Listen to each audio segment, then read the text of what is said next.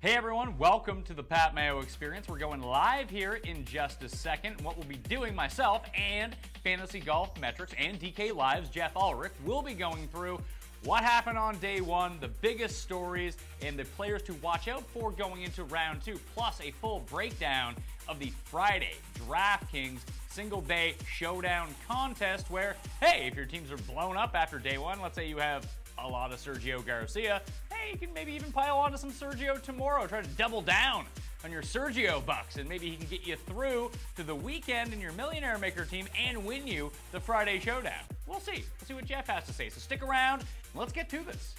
Mayo Experience. Mayo Experience. Mayo Experience. Mayo Experience. Welcome to the Pat Mayo Experience Live. Fill up the chat room with your questions because myself and Geoff Ulrich of Fantasy Golf Metrics and DK Live going to be breaking this all down. Round one recap, round two preview. We're going to go over the odds live right now. Maybe look ahead to some head-to-heads if they get released while the time is on the show because the round isn't technically finished yet. We still got Justin Rose on the course, Dustin Johnson, Rafa Cabrera-Bello. They're finishing up on 18 right now as we speak. Plus, a look ahead to the single-day Friday DraftKings Showdown competition. I'm going to bring in Geoff right now. Geoff, my man, what is happening? Not too much, Pat. I mean, I just finished watching Jordan Spieth at 18 there. Looked like he was going to take a big number. Just about made par. I mean, I don't know what to say. He shot 66, tore up the back nine. It might be another one of those years. We'll have to see. It's a pretty interesting first day, that's for sure. All right, well, let's start with Jordan Spieth. I don't want to put too big of a mush on him this early on. I would prefer him to just go out and shoot 6 under every single day, break every tournament record, and not get himself into a situation where I'm sweating him when he's standing on the 12th tee come Sunday. But so far, so good on Spieth. Everyone else, not so hot. Hadwin's doing well, though. We were both on Hadwin. That was nice. Yeah. My two core players were Spieth and Hadwin, and I don't think I have a single other player under par except for like Phil. Yeah, I mean, mine were Phil and Hadwin, so I'm good from that perspective. I mean, we were both like Adam Hadwin, and it was kind of one of those situations where we're both no. The situation is that we're both Canadian. Let's be real here. Yeah, I mean, hey, every 15 years, like some shrimpy Canadian has to win the Masters, I guess. I don't know. But if you looked over the past 12 weeks leading the end, I mean, he was one of the best tee to green in the world. So it just kind of bore itself out. He putted better today, too. He started sinking like 15, 20 footers. So we'll see if it holds up. I'll be happy with like a top 10 from him. But it was a really good day for him. One thing I really noticed, too, and I'm not sure how much of an effect this had, but the morning wave definitely seemed to suffer a little bit, maybe just because of the colder weather. We'll see if that switches tomorrow. I don't think the weather's quite as cold in the morning tomorrow, so it might just be one of those things where the afternoon players today get the little bump, and it goes from there. Well, yeah, the afternoon wave played almost over a full stroke better than the morning wave. Now, I think that there's a couple reasons for that. One was the cold weather you were talking about. Number 4, the par 3 this morning, was eating everybody up. At one point, there was one birdie made there to like 12 bogeys. And then when the weather got a little bit better, then it's starting to lighten up a little bit. The wind wasn't in the face, and the hole didn't play quite as long or as difficult. So that was something to watch out for early. Plus, when you look at the afternoon wave, where were all the best players? They were in the afternoon wave. Yeah.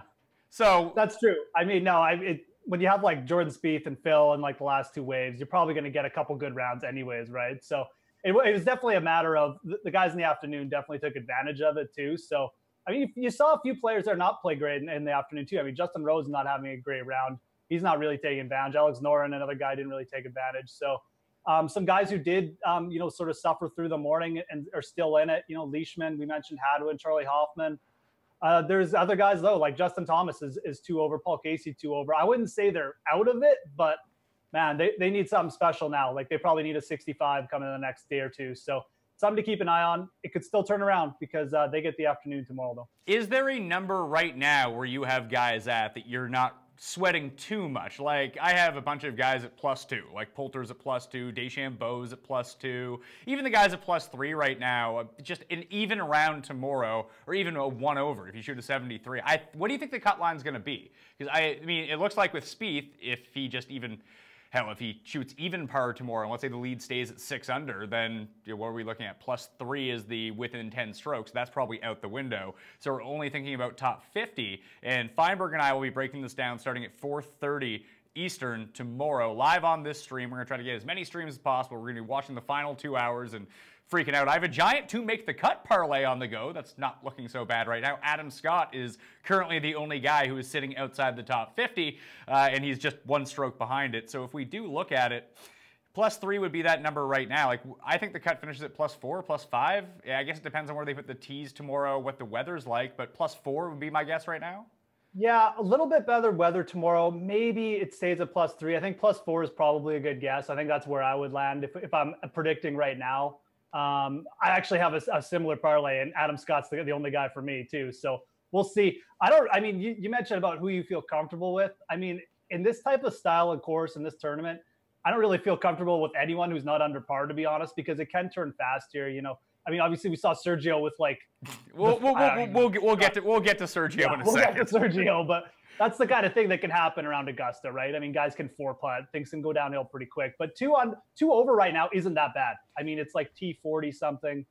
Like I said, those guys are still sort of in it. I mean, they need something monumental to really just get back in it for the win. But as far as making the cut, they're not in a bad spot. So, I mean, the guys at 2 over, I'm okay with, but I'm not comfortable with. Quick update, Justin Rose did birdie 18, so he gets himself back to even par for the day. That's huge because when you look at, I think it's the past 16 winners have all been par or better after the first round. So now we have a collection of, well, what's Justin Rose? He's tied for even, so he's tied for 21st. There's like 30 guys that are technically, by the trends, still in it for the moment. So I wouldn't worry too much about the +2, +3 guys. Now, they could just blow up and miss the cut tomorrow, but they're very much in it in terms of still high-end DraftKings scoring as well. Like, you have guys like John Rahm and even Adam Scott at +3. Like, a quick 69 tomorrow, and they're vaulted right back into the top 20. They're going to be fine. So I'm not too concerned about that. It's the guys on the bottom end. Like, I have some Woodland in my lineups. He's a +6. I know a ton of people have Kevin Chappell. Fortunately, he birdied 18, so maybe he's going to have some good momentum going into tomorrow. That would be nice. But those guys aren't dead by any means. Like, we saw low rounds today. If those guys shoot 3 under tomorrow, they're probably going to make the cut, right? Absolutely. I mean, I come back to Sergio. He's the only one who's really dead. The only way that he's not dead is that if he has the Spieth round from today tomorrow. Pretty much. I mean, he needs like a 67 probably, right? So it's possible. After that, I mean, it's hard to see it happening, but at the same time, he really has, he's YOLO tomorrow, right? Like, who cares? So we'll see what happens. I'm sure he'll probably put up a few birdies, maybe make it close, but he's really the only one who's out of it as far as like real DraftKings players, other than whoever, Harry Ellis, if you used him. I mean, you probably didn't. So, but everyone else, like you said, I mean, there's still the 10-shot rule. The cut's probably not going to go past +4 or be like better than +4. So everyone's still in it for DraftKings purposes. a lot of movement tomorrow still. Long ways to go, basically, is what it comes down to. Yeah, so if you're on DraftKings right now and you're not showing a bunch of green screens, that can flip immediately. And hey, I saw someone tweet me earlier, one of the viewers of the show was winning the Millie Maker. I hate to break it to you, you're probably not going to win the Millionaire Maker, man. Like, you really do need to hold on. Like, even look at Leone. Leone came in second last year, and he wasn't really in it until the back 9 on Sunday, and then he just, like, he was in, like, the top 200, I believe, or maybe the top 100, and then he just went boom, boom, boom, boom, boom, and went all the way up, especially after the Kuchar hole-in-one, and then boom, all of a sudden he was in second place, fighting for first. So you can really make a gigantic comeback. It's all just about getting those guys through the cut right now. Having Spieth, obviously, right now is looking really good, but if he's not winning at the end of tomorrow, it's not going to be the biggest deal in the world. You would think that he's still inside the top 5, so that's where you want. You want your guys in striking distance, and you want them within striking distance of the cut, and right now, I see no one that's completely negated. Like I mentioned with Woodland and Chappell and even the guys at +4, like, it's not great that they're there, but it doesn't mean that they're dead in the water by any means either. So when you're, let's say you worked at, I don't know, Golf Channel, and you had to do like the big 3 stories for today, and you had to power rank them, would Spieth be the top story or would it be Finau? Oh, man. I mean, for me, it would be Spieth because Finau's a nice story, but he's not going to win the golf tournament, in my opinion. So he's more of like a one day. It's kind of cool. It's kind of like a social media viral thing. Look at this humongous golfer guy who like tripped and dislocated his ankle, and he toughed it out, and he's almost in the lead. It's cool. He's probably not going to win, though, right? And he actually might go backwards tomorrow just because, I mean, I feel like that ankle's just going to get a little bit worse. It's a great round, by the way. I mean, super gutsy by Tony Finau. Not to throw too much shade at him, but Jordan Spieth is the bigger story. I mean, I'm not that shocked. I mean, we've seen him do it at Augusta so many times. That being said, I didn't expect this from him. I really didn't. I mean, I thought Justin Thomas was the play at the top. I thought maybe even Dustin Johnson was a slightly better play. So for him to just keep doing this year after year, it's really incredible. It really is when it comes from a pure golfing standpoint. He's the story, in my opinion. Yeah, I think he's the story, too. And I think a lot of his success is really based on the fact that Cuss said that there was a 0% chance that Spieth could win this tournament. Then all of a sudden, boom, he's in first place. I saw it, too, that this is now Spieth's, what would be his 5th tournament, his 17th round at Augusta. And I believe he's been leading after 9 of them. So there's something about this course he seems like. Matt Kuchar, too, because he keep firing away, and just another great round from Matt Kuchar. And these guys have the greens figured out. I was worried because Spieth got off to the hot start, the birdie, and then he misses like a 4 or 5 footer, and I was like, oh no. This is exactly what Spieth has been doing all year long. But then all of a sudden, every one of those putts again, he just walked them into the hole. It's like it was almost good that he missed. It's like how Feinberg and I always say that on 18, if the guy bogeys 1, it kind of gives him a kick in the ass to get everything together and keep going. It's like that short miss really kind of triggered something in him, and all of a sudden he just starts walking these ones in. I thought that was the most encouraging part because even the ball striking was pretty good, but if you look at his numbers from today, let's take fairways hit. 11 of 14. I mean, that's great and everything. He drove around field average, but even greens of regulation, 11 of 18, which is something Spieth can get away with because he has such a good short game. But let's say he amps that up and starts hitting 14 of 18 greens of regulation. Then you really got to watch out because his game could get better than what we saw. No, absolutely. I mean, that's the thing about this round. He had a couple really tough up and downs, and I'm talking like really tough up and downs where I was like, okay, he's probably going to bogey this hole. And then he put it within 3 feet where it was basically a tap in. So if he's going to start getting up and down and the ball striking improves a little bit throughout the week, it's very possible we see him get to like -15 and dust this field by like 3 strokes. It wouldn't surprise me. I'm not saying it's in the bag or something like that because there's a lot of quality players lurking and some people who could definitely catch him. But look, I mean, his round today was he sifted through. He got through a couple bad stretches. Like I said, the short game was there. And he just went on fire on the back 9. And, I mean, he just plays those par 5s so easily. It's a little scary sometimes. So he had a great round. Like I said, I'm not giving it to him or anything like that, but it was pretty impressive to come out like that after not having like that great a start to the season. So to juxtapose the situation a little bit, per green, there's not really strokes gain metrics that are released to the public for the Masters, but 1.33 putts per hole for Jordan Spieth. For Tony Finau, 1.28. So Tony Finau was one of the hottest flat sticks. I only saw him miss like 1 3-footer, which is just shocking.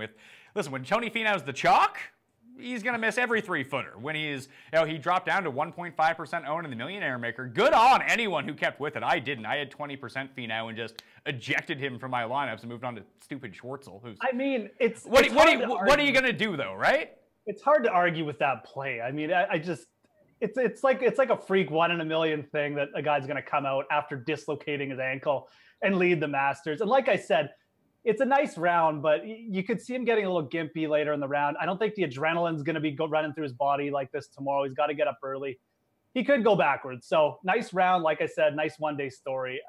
We'll see how he finishes up, though. It might end up being not that great a play in the end. Well, listen, I think that he's going to end up, just because of what you got him for the ownership, and it turns out that the injury didn't really affect him, he's going to be a good play, unless he somehow goes full Keegan Bradley here and misses the cut, which I don't think is going to be in the cards for him. But it was weird because we were able to see it, right? And even with the Dustin Johnson, like Dustin Johnson was still like 8% owned last year. And it really seemed like he wasn't going to play. And Tony announced that he was going to play before lock. So thanks to everyone, but it was like 3 minutes before lock. And a lot of people just didn't want to readjust. And it came down to the point where last year Dustin burned people, so people didn't want to get burned again.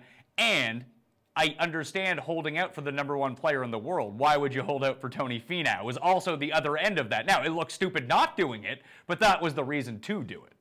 That's the big thing, right? I mean, you could just switch down to Rafa Cabrera-Bello, Charles Schwartzel, Alexander Schauffele. Like, there's so many other quality players to mix around with Tony Finau, who, like you said, isn't Dustin Johnson. So it really just made sense not to use him. But I hope it does work out for the people who took the chance, because it's ballsy, and I respect that. So Yeah, hopefully it does.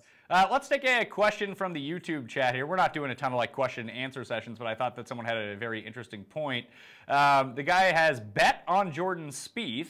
Would you start? All my bets are all in on Jordan Spieth. Do you think that the best move is a small hedge option after round 1 among the contenders? I don't think so. I think that, listen, if it was Tony Finau and somehow his odds had dropped, I think they dropped to like 140 this morning. If it was Tony Finau and you started wanting to hedge some of that money around, I think that would make more sense. But I mean, at best, you have Spieth at 14-1.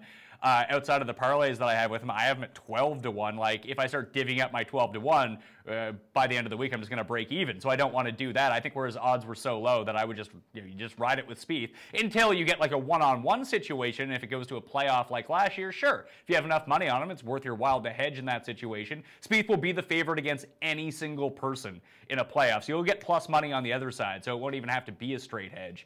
But I wouldn't touch anything after round 1 in terms of hedging purposes, would you? Yeah, I mean, it wouldn't even be a hedge, right? It would just be a reinvestment. So, I mean, it depends how much you invested pre. If Spieth was your only bet and you don't mind, putting a little bit more money into it, I don't mind going down to like some guys at -2, -1 and reinvesting and getting like really good value. But at the same time, it's like you said, it's probably a little bit early to hit like the cash out button. Although I am looking at it and he's pretty short already. So you could just, if you have like a cash out option, you could probably hit cash out right now and guarantee profit. But I mean, it's like you said, it's not really a hedging situation. It's not even close to a hedging situation yet. If he puts in another low round tomorrow, you might get better odds. So it's a good point too. That, like you said, if it is a playoff, he's going to be favored. So it really comes down to how much you have invested already. If you don't have anyone else invested, you could take some value guys or something, but I would just leave it until we get to Sunday. All right, so maybe Spieth could be the story, maybe Finau could be the story, or Sergio Garcia on 15 might be the story.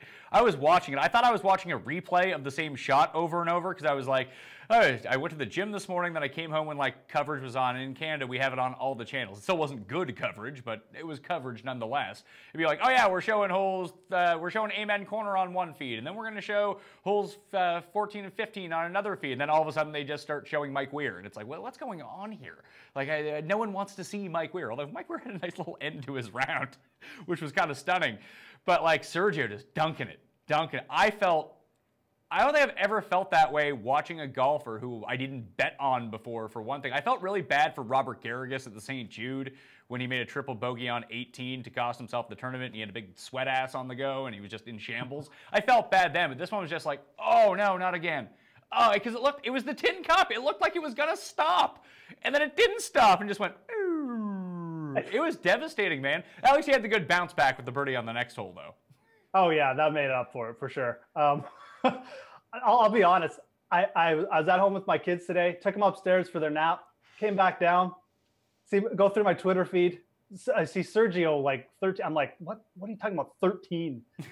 then I started watching the replays, and I just like basically I left the TV for like 5 minutes, and Sergio shot a 13. So I don't know, man. I don't know how you just don't put like the third one like 30 feet past the hole, but hey, you got to respect the guy. He kept trying to hit the perfect shot. Like you said, it was the complete tin cup situation where he just said, I don't care anymore, and I'm going to try and hit the perfect shot. So I don't know. It was so weird. He was just cruising along. Very weird situation, man, to take a 13. I don't know. So who are some guys that impressed you from day one that might not really be in it right now? Like, I have a few spotlight players. I want to give a huge shout out to Ted Potter Jr., who was 5 over at one point and then ended up, he went out like a Spiethian run on the back nine and just started sticking everything. So kudos to Ted Potter. He came in at like 0.7% owned, so that was kind of crazy. The other guy that I wanted to point out, I really want to focus on Bryson just a little bit. So Bryson came into the week, one of the reasons we all liked him, the good driving distance, but it was the par 5 scoring. What did Bryson do on the par 5s today? Well, he got there in 2 on number 2, 3-putted. He got there in 2 on number 8, 3-putted. He put it in the water on number 15, and he made par on all 3 of those holes that he finally birdied. When we get to the DraftKings Showdown, and even a guy that looks like he can have a little bit better of a day, I think Bryson's primed to, hell, if he makes 2 more birdies, he's at even, and people are like, oh, Bryson's really in it. I mean, he had a shot to make almost eagle on every single par 5, and he made 1 birdie total between the 4. So I think that can flip for him pretty easily tomorrow. And outside of the par, like 2 of the par 3s, he played the course incredibly well. He was almost a green in regulation on every hole. He just kept missing putts. Yeah, I mean, I didn't know he played the par 5s that bad. I kind of saw him early in the morning too, struggling, and it just didn't really go anywhere. But there's a couple players who started out like really bad and actually turned around. Louis Oosthuizen was +3 at one point and went on a huge birdie run in the back. You didn't get to see it because the Golf Channel wouldn't get off Jordan Spieth at all, even though he's playing alongside Jordan Spieth. But Louis made like 5 birdies or 4 birdies on the back nine. Actually missed a short birdie putt on 18, where he'd be a -2, but he really turned it around. Russell Henley was at like +4. I think he only got on a +1, but he really turned things around too. Neither of those guys are really in it. I mean, we talked about Hadwin. I don't know. I mean, it'd be pretty crazy to see Adam Hadwin win it, but Charlie Hoffman is a guy who he just keeps playing well at this course, and I feel like he's got more experience now. I feel like he's going to hang around this year, so he's a 3 under again. He's a guy I would keep an eye on. Like I said, I won't be shocked if Charlie Hoffman sticks around. Maybe not wins, but I could see him sticking around this time, unlike last year when he shot 65 and then just was terrible the rest of the week. But he's a guy who's really interesting that I thought played well. Also, Patrick Reed. Yeah, they all played together. Hadwin, Hoffman, and Reed, and they apparently got like the perfect tee time for and they all play similar sorts of games. But it was kind of crazy. It's just like boom, boom, boom. You're just looking birdie, birdie, birdie, birdie. It's like what's going on here? But Patrick Reed's getting no love right now either. Even in the betting market, Patrick Reed is still 25 to 1 right now. Yeah, don't forget Patrick Reed beat Jordan Spieth in match play like a couple weeks ago. And I know he's 3 back, but that's got to give him some confidence. And Patrick Reed has outplayed Jordan Spieth to this point in the season. So that's the guy I'm kind of looking at betting-wise too. I don't know if I'll reinvest, but we'll see. Because I mean, other than Leishman who at -2, I don't have like a ton of guys at the top right now. But that would be the guy I would target. Coming in with confidence, neither him or Spieth have a win on the year. So look out for Patrick Reed. I wouldn't be shocked if he gets himself right in it on Sunday. I don't have the utmost confidence in Leishman moving forward. Like his back nine really kind of told me a story. Like when you were watching him throughout the course of the front nine, or the first 9, sorry, at Augusta, and then the second 9 at Augusta, whenever he wasn't sticking it with his irons, he just kind of blew up. Like he was so good for the first 14 or so holes, but every time he got himself into trouble, like it became a lot of trouble. And that would really worry me moving forward. Yeah, he rode a bit of a hot putter today too. I will say this, other than the chipping into the water on 50, he didn't really make a ton of huge mistakes. Like he's really good at getting himself out of trouble generally. So he could definitely stick around. I think it really depends on what Spieth does. If Spieth takes off, I don't see Leishman necessarily catching him, but if it turns into a grind fest, if the weather does get bad, I won't be shocked if Leishman sticks around. So I don't see him necessarily winning like a shootout and catching Jordan Spieth or anything like that. But the putter stays hot. He is really good at grinding out in bad weather. So again, it kind of boils down.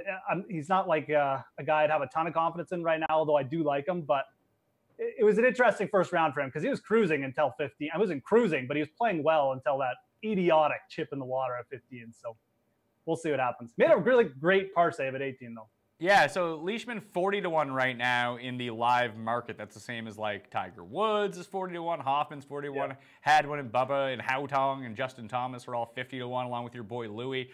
Back to DeChambeau for a second, just to kind of mirror Henrik Stenson's round with his. Stenson and DeChambeau hit exactly the same amount of greens in regulation. They were both 12 of 18 today. DeChambeau's putting 1.78 putts per hole. That is not good. And something that hopefully, if he can rectify, it seems like he can get a heater on the go. Like we might as well kind of break into this right now, unless there's any specific player you really want to talk about. Like, you got a lot of Haotong thoughts, like his post-game interview.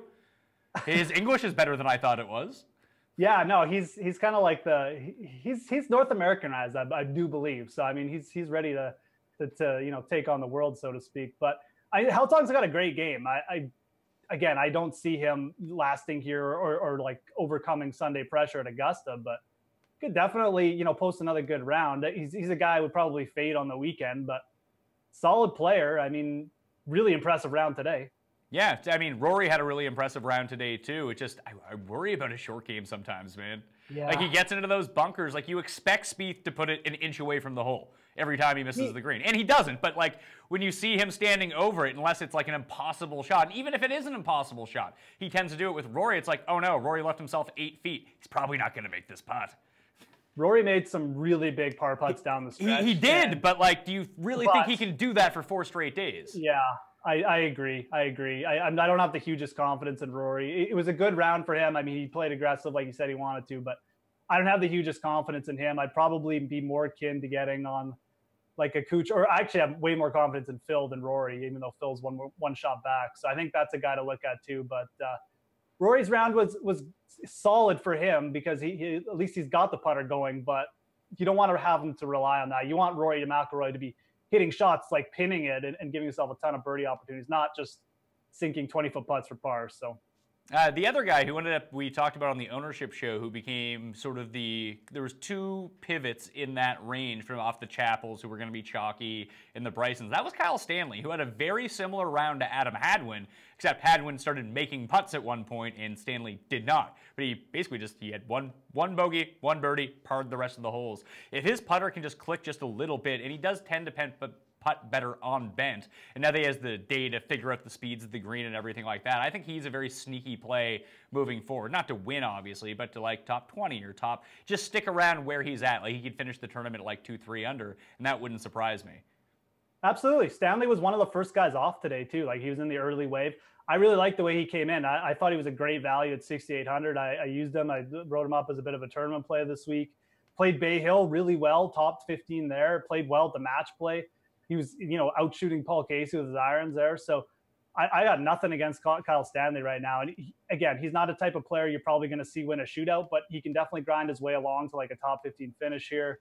Kind of in the same situation as Bryson DeChambeau. He just putted a little bit better than Bryson. So I do like both those guys for a bit of a bounce back if they can, especially Bryson, if he can get the putter rolling. But Stanley definitely came through with a nice round today. I hope he keeps it going because that 6,800 would be a good play for anyone who took him. Yeah, so as it turned out, and I think a lot of this, I mean, I still went with Bryson, I still went with Chappell, I still went with Perez, who just made some boneheaded mistakes today and still churned out a +1, which I'm okay with, actually, because if he can start scoring on the par 5s, he bogeyed 13 today like an idiot because it's Pat Perez, but he turned that into a birdie, you're 1 under, and you're right in the thick of things, and if he can start scoring on the par 5s tomorrow, which he should be able to do because he's an excellent par 5 scorer, he's someone to watch out for as well. But Stanley was the pivot that I ended up going to get off some of that shot. Cam Smith was the other one. Stanley actually at 15 of 18 greens in regulation today, and he made 1 birdie. That's kind of stunning, but at least it showed that he wasn't 3-putting, so that was really nice, and he didn't have to have a reliance on a short game. Now, if his ball striking goes away, he might be screwed,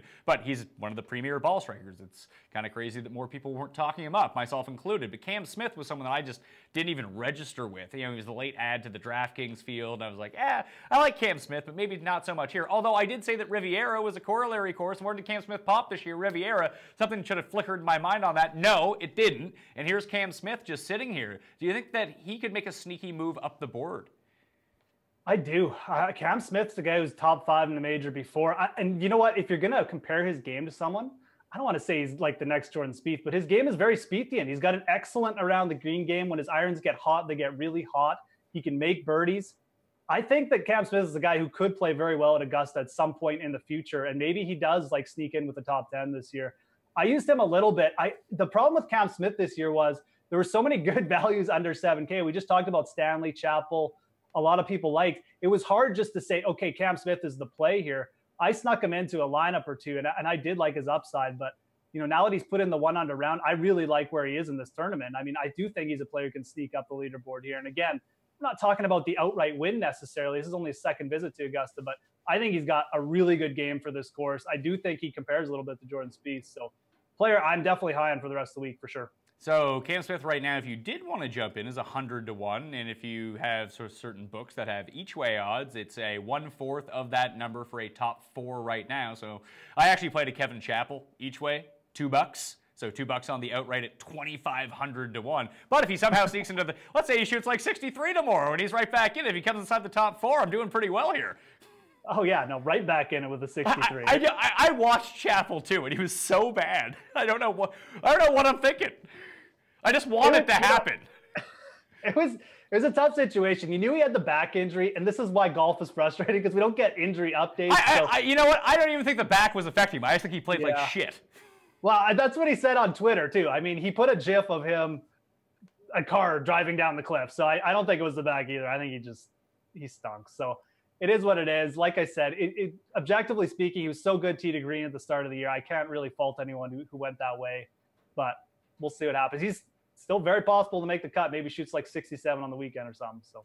All right, so again, tomorrow, that's Friday, 4:30 p.m. Eastern, Jeff Feinberg will be in studio with me as we sweat the cut. So if you're watching along, we'll be on, we're on a little bit of a delay right now. It's probably like 15, 20 seconds. So you'll see it all happen. Well, we'll all see it happen at the same time, but you'll see us react to it like 20 seconds after the fact. So if something bad happens to me, or especially Feinberg, you can expect like a live meltdown on the go. Jeff might take his microphone. Jeff might take his microphone up and take a walk somewhere.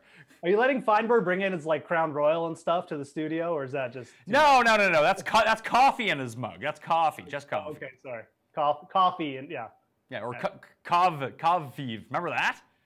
That really went away. Kavviv. That really went away. Last guy before we get into the breakdown of the showdown, Tiger Woods. I like the way he grinded, man. I don't think he looked good at all, but he hit a couple irons on really hard holes and stuck them. And then he played the easiest holes like crap. I just feel like it's just going to be another one of those years with Tiger where he's going to enter the final round 4 or 5 shots back. We're all going to get excited. He's going to make a mini run. He's just going to come up short. Because that's what it's been every year since 2005. It's really exciting, but he can't get across the finish line. I feel like these slow starts just kill him. It's his first year back. You can't be too hard on the guy, but you just want to see him get into contention so bad. I wish he would have shot 3 under today, but he grinded. He's always going to grind. That's the nice thing about Tiger, but it's a long road back. He's going to need something special. Hopefully he comes out and shoots 65 tomorrow. That'd be so awesome. But you're right. He did find a little bit on the last few holes. So hopefully it carries over. I didn't really make any in-play wagers. The only one that I made today was I jumped in at Tommy Fleetwood after 2 holes. He dropped 70-1. I was like, well, I'm in on Fleetwood anyway. I got him at 50. Everyone else has him at 70, and I missed that. So I might as well just pick up another piece right now.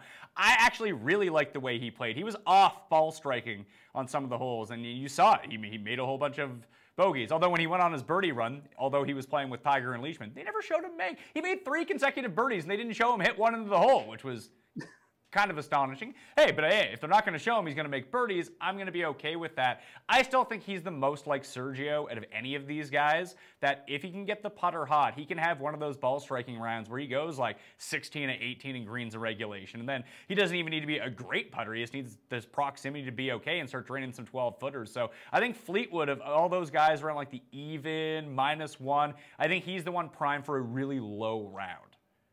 Yeah, I could see that. Fleetwood's a guy who can go low, right? So, I mean, we were talking about Leishman earlier. It's hard for me to see Leishman shooting 64 right now, but Fleetwood is a guy I could see that. I mean, he ended his round well. He's going to need some help from Spieth to get back in it probably, but it could happen. So he's definitely in a good spot. I like Tommy Fleetwood as a player. I'm impressed that he came back because I think he was at +2 too. So he's not in the worst spot at all. Like you said, we talked about the even or better guys who shot even or better. So I'd rather get on him than Rose right now. Rose didn't look that great to me. So yeah, and they're both at the same. But if you want to compare odds, Tommy Fleetwood is still 70-1 to win right now, and Justin Rose is 28-1. So yeah, I mean that's like at the same score, you give one guy 3 times the odds. I mean, Justin Rose isn't a significantly better player. Now, of course, he has much better Masters history. And if you told me one of them won at the end of the week, maybe it would be Justin Rose. But if you told me that we played this 4 times, you think that, let's say we played this 10 times. How many times has Fleetwood beat Rose both at even over the course of the final 3 rounds? Like 4 out of 10 times?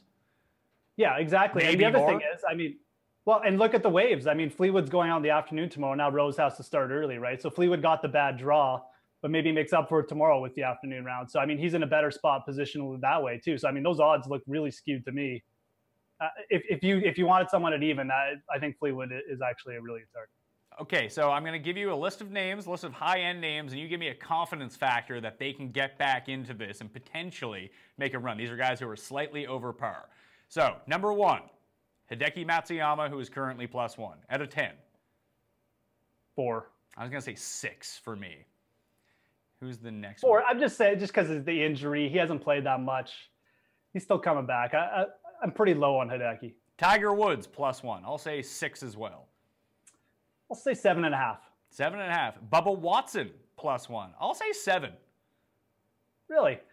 I actually didn't even see much Bubba today. They weren't showing him all that much. I didn't actually either. I'm going to go lower. I just feel like once Bubba doesn't start well, I'm going to go like 4 again on Bubba. I think Bubba's whole week, and it's very easy to say it'll be determined by tomorrow, but I think if he gets hot tomorrow, he can really, like we've seen him do that. Like he can have a middling round 1, then he gets hot.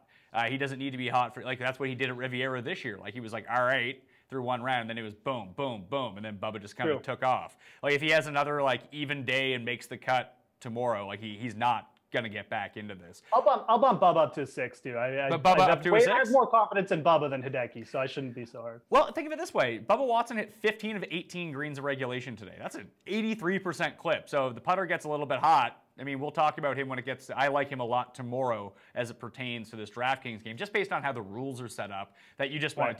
I really feel, and listen. DraftKings hasn't run this sort of game yet. But it really seems geared towards the guys that just bomb the ball. Yeah, I mean, it's a one-day showdown, right? So, I mean, you need as many birdies as possible in one day. I mean, I assume placing positions aren't a factor, right? No, that's only in the Sunday contest. Right. Okay. So the Sunday. So, I mean, there you go. So definitely Bubba looks like, I mean, especially with the 15 to 18 greens thing. And again, 1 under, it's not like he played horrible today. So he definitely does look like someone who's going to set up for like a one-day bounce back. And there are a lot of players. I think Casey's probably another one. Justin Thomas, another guy. I mean, Justin Thomas shot like 1 over and then shot like 62 in Mexico, right? So he's another guy who could easily bounce back. Probably great for a one-day showdown type of target tomorrow. Justin Thomas, I actually have a lot of confidence in to rebound. I don't know if I have a ton in Paul Casey. He looked out of sorts today. I watched, like, Paul Casey was a part of that, like when the Tiger feature group was on, the Hideki Casey and Patton Kizzire. Big win for Patton Kizzire this morning. More TV time than he even gotten his 2 wins. So good on you, Patton. And you were up and down all day long, but like Casey trying to get up and down, like it was like, oh no, like, he's not going to do this. And like he could have got up and down on 15 to make birdie. He didn't. So I don't know if he's going to go on this run. I just think his putter's too crappy. Yeah, I mean, look, he had the 1 hot putting round of Valspar. If it's not translating, could definitely go in the toilet. If you're giving me a choice between Justin Thomas and Paul Casey, I'm always going to pick Justin Thomas. Okay, but let me throw Justin. I love Paul Casey. I know you do, but let's throw Dustin Johnson into that mix too, because he's at +1. DJ closed pretty well today. He just skimmed some putts. So again, I mean, we're talking about like every elite player in the book right now. So if you got the one thing about DJ though, he is going out early tomorrow. So again, comes down to, guys like Justin Thomas, Bubba Watson. They started early today. They didn't get the good draw. They know they didn't get the good draw. Now they're going out late tomorrow. I would rather target those guys who went out early today personally. Take advantage of the afternoon situation. That's when the good scoring was today. Why not? So I like Dustin Johnson. He looked like just a little bit off today, but I would probably go Bubba or Thomas over to DJ if I had to pick between those 3. Yeah, I think I would go Dustin, then Thomas. Although I think I would have I think Bubba probably has the best chance, like where they're all situated right now, that I think win equity-wise, I think Bubba's the best. He's probably also the biggest candidate to miss the cut tomorrow, too. Yeah. So it's just it's one of those seesaw things, like what do you really want to go with? Paul, can we bring up the board with the updated odds on it of the very top guys? So when we look at the top of the board and we see these elite players, like you have Dustin at 28-1 and Justin Thomas is 50-1. Like Justin Thomas is just a better bet at that number if they're a stroke away from each other. You know what I mean? I don't think that either one of them is a good bet at that number, but I think that if you're going to play in balance just a little bit and live betting, that's something you want to look at. Like Bubba at 50 is a better number than the Dustin Johnson 28. Like we just talked about. Jason Day is interesting because you're getting a 175 on him, and he's what, +3? He looked terrible, but yeah, maybe that flips. It could. I mean, look, Day's shot 64 here before. So, but at the same time, I thought he was going to get back. I thought he might get back to like +1, and then he might be a little more interesting. But Day took so much time off after his win and his second at Pebble. I don't think he's in form. So I'd probably skip that. I'd probably skip him for DK this week too, in the weekend, or if he even makes the weekend. Rahm, he's +3 along with Adam Scott as well. I'm completely fine fading Jon Rahm. I mean, I faded him off the start. I'm not going to change my mind now after he had a horrible round. I think he was in the afternoon wave too, so didn't take advantage of the good scoring conditions. Maybe bounces back, but he's not a guy I'm big on at all. And you know what the worst part is? He was +3 on the day. He birdied 2, he birdied 8, and he birdied 15. He was 3 under on the par 5s. So that's kind of terrifying that he actually the reverse Bryson round. Yeah, basically. I mean, Bryson ended up 1 under on the par 5s, but he should have been at least 4 under and just couldn't do it because he's an idiot. But just like, and the par 3s killed him. Maybe there was something to that, him not performing well in the par 3 contest. Because I think he was 3 over on the par 3s, on 3 of the 4 par 3s today. No, I saw someone throw that up on your Twitter feed. Should we analyze this par 3 contest? I mean, yeah, take Tom Watson. He won. He's not in the field, but he's probably going to win because he won the par 3. So let's get into the DraftKings pricing then, unless there was anything else you wanted to talk about with the guys down in the field, or have we covered? What about Stenson? Do you think Stenson's going to hold up? No, I don't. I don't either. I think Stenson can stay in it till Sunday, and then we get a classic Sunday. Yeah. Every time that we've seen Stenson that wasn't at that Open Championship where he had the best round in a major ever, he just folds every single time. I think Saturday or Sunday you'll get like a 75 from Stenson. I agree. 100% agreement from here. All right, so let's break down the DraftKings slate as it pertains to just Friday, single-day slate. We go to the top of the pricing. Dustin Johnson is still the #1 player in pricing, $10,100, followed by JT, Spieth, Rory, Woods, Rose, Bubba, Day, Phil, and then Casey. If you're going to start your lineups with guys from up in this range, who do you think you would be looking at? Because if we bring up the scoring rules, they're a little bit different. Obviously, there's no finishing point, so you don't have to worry about that. But birdies and eagles are really where you want to get at. An eagle's 11 points. A birdie is 5.75. A bogey's -1.8. A double bogey is, or worse, is -3.9. And then the streak of birdies. So having those longer hitters that you know that should be able to birdie on the par 5s, like you're basically banking on that 13, 14, 15 streak to get you a birdie. You can only get one of those per round, but still, like, you have to take the guys. Do you think the pin placements will be easier tomorrow in terms of eagles? Because there wasn't a ton of eagles out there today. Yeah, it very well could be. I mean, sometimes they do bump up, make it a little bit easier for round 2. It's when you sometimes see a little bit more movement in the Masters, but it's not guaranteed either. But all it takes is 1 or 2 flags on the par 5s, and then you do see those eagles. So, but for me, I'd go Justin Thomas. Like I said, he's got the late afternoon tee time. We've seen him bounce back with like monster rounds after starting slow already this year. He came in good form. He was already one of my top plays for this week. He's the guy over 10K I like the most, so I'm not going to get off him now, even though he didn't play that great today. I think I would go with him tomorrow. I think he's the most due for a big bounce back round, in my opinion. Do you worry that he's never had that big round at Augusta before, though? Because that's the one little thing that concerns me, is that maybe there's just something about this course that he can't figure out. Yeah, I mean, look, it could happen. I mean, there's no guarantees, like I said. I mean, we're talking about the toughest greens in the world and stuff like that, but you got to go with what you've seen so far. And so far from 2008, Justin Thomas, all we've seen is a guy who knows how to bounce back, put together big rounds. I think he's going to be motivated by seeing Jordan Spieth up there. So I'm okay with it. If you want like more of a cash game, a higher floor play, probably just going with Spieth is the play, to be honest. I mean, but I do like Justin Thomas for a big bounce back tomorrow. Yeah, even looking, if you could say, because the pricing's a little bit softer this time around for the top end guys, Dustin and Thomas are both way down from where they were in like the main slate. You could start teams with Dustin Johnson and Justin Thomas. They both hit 14 of 18 greens in regulation today. Like you mentioned, like they were just skimming putts. So I'm actually kind of on board with that. I think that if I'm going to play a few of these contests, that's where I'm going to start my teams and then start to cherry pick from the guys at the bottom a little bit. Do you think that you would go a complete stack in terms of the later guys completely, or if you saw value in some of the earlier rounds with, let's say, because I'm going to be targeting bombers and par 5 scores, that's just what I'm doing. But like even if they're playing in the morning as opposed to the afternoon, I don't think that's going to dissuade me too much. I don't think it would dissuade me too much. Like I said, the weather's supposed to be a little bit better tomorrow too, so it might not be like the guys the afternoon might just get the bump. We might not even see a bump tomorrow. I wouldn't like if you're going to stack. Put it this way: as long as Dustin Johnson's not doing bumps, I think we're fine. Yeah, I mean, or just like bumping himself down the stairs again, or falling off the sex swing, one of the two.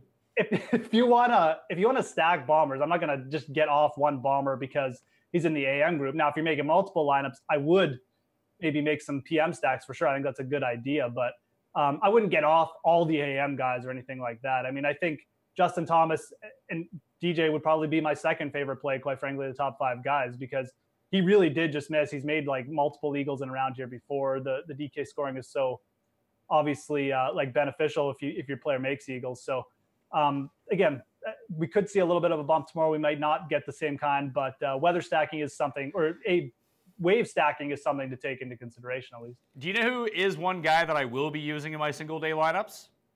No. Who? Sergio. Because he's going to shoot for every pin. He might shoot 80 tomorrow, but he knows he has to make a certain amount of birdies and eagles to get himself to the weekend. I don't think he's just going to give up. So I think I would play the variance of Sergio Garcia here. He's only $8,200. He's currently 2,000 to 1 to win, by the way. I mean, that's probably not a great bet. But I think for a single day tournament where you throw out hell, even his DraftKings scoring for the day isn't all that bad. I mean, there's no difference between making a 13 and making a 7 on a par 5. I'm just looking at the guys around him too. I don't really love anyone else there. So I do like going down to Fleetwood, like you mentioned. I think he's a really good target, but I think I'd probably take Sergio over Rahm tomorrow. I agree. I mean, there's no point in him. He's not going to have any inhibition. He's going to, like you said, he's going to be trying to make as many birdies as possible. It's not like things can get worse for Sergio. So I like that, especially in that range. I guess I don't hate Matsuyama, even though I kind of already threw some shade on him. I don't love him necessarily to get himself back in it, but I think Sergio might be the play in that low 8K range. I agree. The only other guy I would think of if we're going to take the bomber thing and you start to target guys that are currently outside the cut line that have the skills to shoot a low round. We've seen Gary Woodland get hot on this course before, and he was cold as ice on the first 9 today. He made bogeys on 2, 3, 4, 5, and 6. A streak of 5 birdies in a row to open his round. That's not great. He was +5 through 6 holes. Then he made some more, but he birdied 15. Then he birdied 16. At least he got a little bit of momentum back towards the end of the round. I mean, I don't have any faith that he's going to make the cut, but I think that he is the type of player that when he's going well, he can score on par 5s. We know that. He's $7,200, and you look at the other guys in his range. Like, I like Pat Perez from down there, but other than that, like Perez, Woodland, Chappell, like those would be the guys that I'd be targeting in that bottom $7,200 range. Woodland's interesting. He did get off to such a bad start, and I kind of had some hopes for him. I figured he'd come in here with some confidence off that win, but he's kind of in a Sergio situation now where, well, he can just go for pins tomorrow and make as many birdies as possible to try and get himself at least through the weekend. So it's definitely not a bad play because I don't love anyone else in that range either. I think Perez is interesting. I'm not sure what the exact price on Cam Smith is here, but I would stick with Cam Smith. The guy I would fade is, again, it's Finau. I really feel like that ankle was bothering him towards the end of the round. He gutted it out, but I would not, even though the format really looks good for Finau, I just don't think you're going to get another big round from him. There's players around him too. Thanks for throwing up the salaries, by the way. There's players around him and too, like Berger. Grace actually played pretty well today. So I would probably go, or you can even just go down to Cam Smith, like I said. So that's the one guy I would fade for sure in that range. I don't know what your thoughts are, but I don't think we're going to see anything like we saw today. Yeah, I think if you start taking these non-bombers, you're hoping to quote Brendan Grace, get lucky with just a really hot putting round. And you can play that route by all means, but I just think, again, you want to go with the safer bets, the guys that you know are going to generate eagle opportunities, thus translating it into easier birdie opportunities, and just get those points. But you want to have that upside in your lineup. So I do think that I would lean the Bombers, the high-end par 5 scores. The one guy who confused me all day, because I don't think they showed a single shot that he hit, unless you were watching like the dedicated feeds, was Xander Schauffele.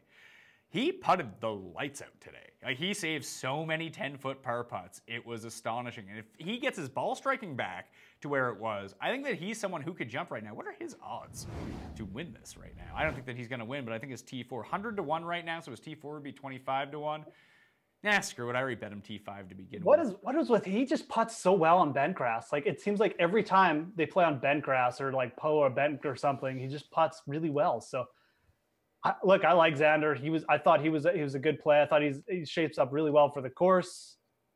Played pretty well today. If you say he putted well, that I didn't look at his stats or anything like that because I didn't see him play. They didn't show any of his shots either. So 7,700, great young player. I have no qualms about getting on him. I feel like he's a guy who's eventually going to set up really well and already started out well this year. Yeah, it was weird because he missed like 2 or 3, 4, 5 foot putts, but then you go back and look at it and he's 2 putting from like 70 feet and banking in like 8 footers and 12 footers for par. So it was just a very uneven round from him. The ball striking isn't where I wanted to see, but it reminded me a lot like just because all you can really do is go through his like 3D shot tracker and be like, where the hell is he hitting the ball? And he's just missing the greens by a little bit, or he's just getting on the green. Like, he's not sticking it close. It reminded me, and I watched all of Tommy Fleetwood's round, that like Fleet was either dialed in and hitting it to 8 feet, or he was just missing the green. So you think that if they can figure out some sort of consistency, they can start getting hot. Well, and Schauffele's a guy who can put up a low round too. So I mean, like you said, he's got the elite ball striking when he's on. He's got the length to reach these greens. So I don't know if we throw that graphic back up again, but a guy like Ian Poulter at 7,800, I'm fine completely fading. A, because I think he's a little bit burned out, and B, he's just doesn't have the length to reach the par 5s necessarily that a guy like Schauffele does. And Schauffele's playing better than Thomas Peters, probably playing better than Tyrell Hatton maybe even right now. So Charlie Hoffman's interesting too, but I do like Schauffele, those guys on there. Yeah, you know what? Poulter grinded today. I'll give him that. He was up to +4 at one point, and he almost had a Ted. I thought he was done. He had a Ted Potter-esque second 9 where he just kind of got hot. He was standing on the 13th tee. He was +4, birdie, par, birdie, and got himself back to +2. Like, it's not nothing. Like, you saw Chappell birdie 18 to cut down what he needs to do tomorrow to get it. I know we got back to +5, but hey, it could be worse. It could be Gary Woodland, who's +6, who is at +8, and then just goes birdie, birdie, and gets himself back into not a likely chance to make the cut, but a far higher probability to make the cut than he was standing 2 holes before. So I like to see that sort of resilience from those sorts of guys. And like I mentioned, you hit on it. Like, Poulter's not a par 5 guy. If his putter gets hot, sure, he can start scoring on the par 5s, but I don't want to have to bank on that. So it would be like Woodland, Perez, Chappell from down in that range. But I think hitting that Thomas, Fleetwood, DJ, even Justin Rose just a little bit, because I'm looking at Fantasy National right now. So over the past 12 rounds, the best par 5 scorers in this field: DJ, Rose, Thomas, Day, Sergio, Bryson, Perez, Fleetwood, Peters, Berger. What did Peters even go off in the Millionaire Maker? I wrote down everything and tweeted them out, and I forgot to include Thomas Peters. I don't know. That's how much people just didn't care about Thomas Peters. I mean, he was overpriced. He coming in with a poor form. I guess people didn't like him getting like the Phil Tiger practice round bump or whatever, but he was just priced weird. He was priced really weird. I mean, Alex Noren was below him. Louis was below him. Patrick Reed. It was just hard to click on Tom. I didn't even consider him this year, so. Of the guys that you might consider using who are the worst over their last 12 rounds in terms of par 5 scoring, Charles been really bad, although he's really good on par 5s at Augusta. He was 12 under on them last year, so maybe there's something weird. Like, Vegas is playing the par 5s really poorly. Leishman, as we saw with a double bogey on a par 5 today, he's in the bottom 10 percentile of guys in this field short term in par 5 scoring. Of course, like Wes Bryan is, Duffner is, and actually Woodland is too. I didn't realize that. No, that's not good news. Maybe I'll have to back off Gary a little bit. Well, that sucks. Jimmy Walker, John Rahm is really towards the bottom of that too, although he had played them in -3 today and was elsewhere just really horrendous. So I would just say Bombers. That's the route that you want to go in the single day competition. Can we agree on that? I think so for the most part. I mean, I will say this, the par fives on the back are pretty reachable for almost anyone in the field. So even a guy like maybe Rafa or Cam Smith, I wouldn't necessarily be like, again, you compare to a guy like Woodland, who's maybe not playing that well, maybe not par five scoring that well. I don't necessarily think you have to fade a shorter hitter like a Rafa or something like that over Woodland. If you have such a dichotomy in performance, and I think you do because I mean Cabrera Bello's putted really well today too. So I wouldn't necessarily say you always have to go with the bomber, but you should be trying to lend towards that because most cases it's going to give you more eagle opportunities. Yeah, so Dustin and Thomas from the top end for me, I think those are the elite plays at the top. Watch Spieth go and shoot 62 tomorrow or something stupid like that. Yeah. Fleetwood, Sergio from that middle range that I do like a little bit, and then from the bottom, Perez, Chappell. I'll still stick with my gut instinct on Gary Woodland that they're just going to have to fire at pins, and listen, they might shoot 80, but it's a single-day contest. Like, you're trying to get as many birdies as possible, and, like, those guys can get themselves back in it and, make the cut, and that's a huge day for them because they've made a ton of birdies to do it. Other than that, maybe Bubba, and you try to bank on that really low round. Maybe VJ, because apparently he is ageless and unstoppable, and now he's wearing his glasses again, and he hasn't won the Masters since he last wore his glasses, so maybe Vij is the guy. I mean, I'm just looking down here. Like, I mean, Sandy Lyle made an eagle today. That was cool. So did that Am. Not Siwoo Kim. It was like Gim. Oh, yeah. Doug Gim. Yeah, he holed out for eagle on 18. There you go. So just go down deep. One guy we did not talk about whatsoever? Oh, Kyle Stanley is one I will throw out there, too, that if the putter gets hot, he was all over greens in regulation today, and Bryson as well. We didn't even mention Ricky Fowler, who really closed his round hot. Yeah, I know. It is interesting. I mean, he was a 1 over. I'm like, oh, Ricky's just going to, mess this up, probably end up at like 2 over. And now what is he at, 2 under or 3 under? He is at 2 under. He's tied with Phil. He's tied with Leishman, ZJ, Wiesberger. Ball striking looked pretty good towards the end, too. So, I mean, probably going to be more of a contrarian play because we have all these players that we just talked about. But 8,500, he's pretty cheap. I'd probably take him over Hideki, like I said. Yeah, in that range, like I said, I would go Sergio, I would go Fleetwood, and then I would probably go Ricky at 85. Yeah. If that's how you're, like, I'll probably play like 3 lineups in this just to kind of test the waters to figure out if what I'm thinking is actually right, because I could be totally wrong. I'm wrong about most things, so why wouldn't I be wrong about this? But those are the sorts of guys that I want to target. And it's really difficult, like regular DraftKings weekend golf. I don't want to say that it's easy, but you can really pinpoint guys that are overachieving because you have all the strokes gain metrics. Be like, oh, this guy has gained 12 strokes on the field putting, and he's like minus tee to green. He's probably not going to end up winning or playing all that well in the course of the weekend. You can kind of cross those guys off or look the other way and be like, oh, this guy's lost 7 strokes, but he's first tee to green. That's basically Jordan Spieth from last week. I hated on the broadcast, dude. Davis Love just kept, and they were just talking about just like, oh yeah, Jordan Spieth really turned a corner on the greens last week. No, he didn't. He was awful on the greens last week. That's why he lost. He was just best tee to green. Today, I don't have the strokes gain metrics. I bet you he was a positive today. I didn't see him miss any short putts. So I saw him miss the 1. Yeah, okay, right. On the front 9. What was I going to? Oh, yeah. So just back to the one-day scoring thing again. It's supposed to be nicer weather tomorrow. So I think if you did, like, we're doing a one-day showdown, and again, you had bad weather, you don't necessarily have to target all these, the bombers and stuff like that. The guys are going to give you opportunities to get eagles, but we do have good weather tomorrow. There should be some more eagle opportunities out there. I think that is the strategy I would follow for today. Again, but one thing that, what makes this so interesting is that every time there's a single round, you're going to have to check things like the weather forecast, maybe even like the pin setup eventually, because it's going to change. I think the strategy is going to change every time you have a single round contest.